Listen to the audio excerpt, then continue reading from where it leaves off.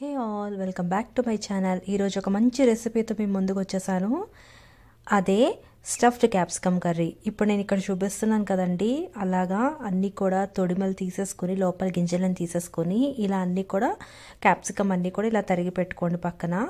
So ఇంక ఇప్పుడు ప్రాసెస్లోకి వెళ్ళిపోదాము. ముందుగా ఆనియన్స్ చిన్న చిన్న ముక్కలుగా తరుక్కుని పక్కన ఉంచుకోండి. ఈ కర్రీ చాలా చాలా బాగుంటుందండి. అన్నంలోకి బాగుంటుంది, అలాగే చపాతీలోకి పూరీలో కూడా చాలా చాలా బాగుంటుంది. ఎంతో టేస్టీగా ఉంటుంది కర్రీ. ఒకసారి నేను చెప్పిన విధంగా మీరు ట్రై చేసి చూడండి. నా ఛానల్ ఎవరైనా ఫస్ట్ టైం చూసినట్లయితే please like, share and subscribe my channel అండి. అలాగే లైక్ చేయడం మాత్రం మర్చిపోవద్దు. మీ లైక్ నాకు చాలా వాల్యుబుల్. అండ్ అలాగే బెల్ ఐకాన్ ప్రెస్ చేసి పెట్టుకుంటే నేను ముందు చేయబోయే వీడియోస్ అన్నీ కూడా మీకు నోటిఫికేషన్ ద్వారా వస్తాయండి.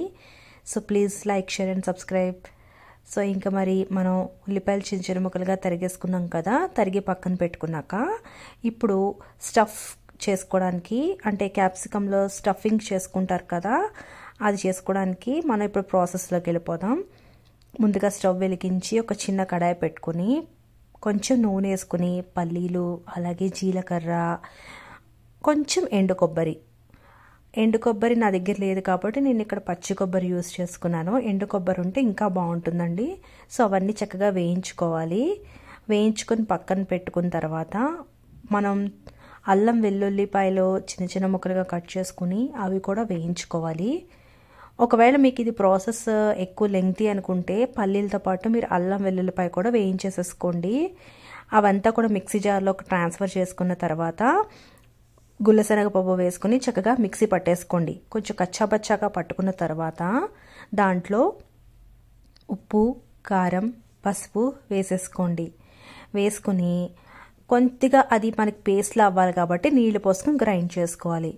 ఇప్పుడు నేను అది ఎప్పుడైతే మిక్సీలోకి ట్రాన్స్ఫర్ చేసుకున్నానో పల్లీలు, జీలకర్ర అవన్నీ వేయించినవి, అందులోనే ఉల్లిపాయలు తరిగి పెట్టుకున్నాను కదండి, అదంతా మాత్రం వేయించేసేసుకున్నాను టైం వేస్ట్ అవ్వకుండా.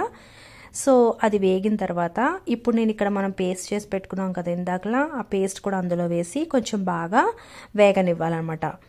కొంచెం సేపు వేగిన తర్వాత నేను కొత్తిమీర కూడా చిన్న చిన్న ముక్కలుగా కట్ చేసుకుని అది కూడా వేయించేసేసుకుంటున్నాను. దీంట్లో కలిపేసుకుని అది బాగా వేగిపోయాక స్టవ్ ఆఫ్ చేసుకుని బాగా చల్లారిపోయిన తర్వాత మనం ఇలా క్యాప్సికమ్ అంతా తీసుకుని దాంట్లో ఇలా స్టఫ్ చేసేసుకోవాలండి. ఇలా అంతా మొత్తం కోరుకున్న తర్వాత కడాయి పెట్టుకుని ఆయిల్ వేసుకుని ఏదైతే మనం క్యాప్సికమ్ స్టఫింగ్ చేసుకున్నావో అవన్నీ కూడా అందులో వేసేసుకుని ఫ్రై చేసుకోవాలి.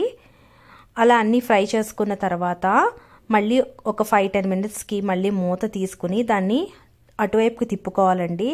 అలా తిప్పుకుంటే 4 వైపులా చక్కగా వేగి క్యాప్సికమ్ చాలా రుచిగా ఉంటుందండి. ఒకసారి ఇలా చూడండి, ట్రై చేయండి, చాలా చాలా బాగుంటుంది కర్రీ.